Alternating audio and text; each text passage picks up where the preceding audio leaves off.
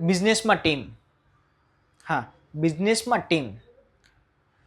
તમારા બિઝનેસને સ્કેલ કરવા માટે ખૂબ એક પાયાનો પોઈન્ટ જો સમજીએ તો એ છે ટીમ.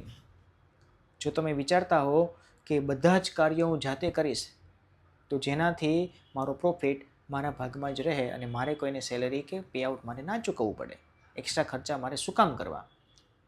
પણ સાંભળો, જો મધમાખી આવું વિચારત ને કે હું એકલું જ મધ બનાવું તો સાહેબ એની લાઈફ દરમિયાન એક ટેબલ સ્પૂન બરાબર પણ એ મધ જનરેટ નથી કરી શકતી. એની બદલે આજે મધમાખીનું આખું ઝુંડ, એક ટીમ, યુથ ભેગું થઈને આજે 2 થી 3 મહિનાની અંદર સાહેબ 3 થી 5 કિલો જેટલું હની એ પ્રોડ્યુસ કરી દે છે.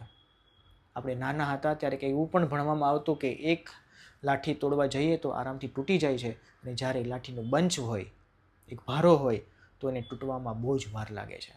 સેમ આપણા બિઝનેસમાં પણ આ જ પોઈન્ટ છે. જો તમે એકલા કામ કરશો તો સાહેબ તૂટવાના ચાન્સીસ 100% નહીં પણ 110% છે. તમે તમારા વિઝન સુધી પહોંચવામાં ખૂબ અડચણરૂપ થઈ શકશે.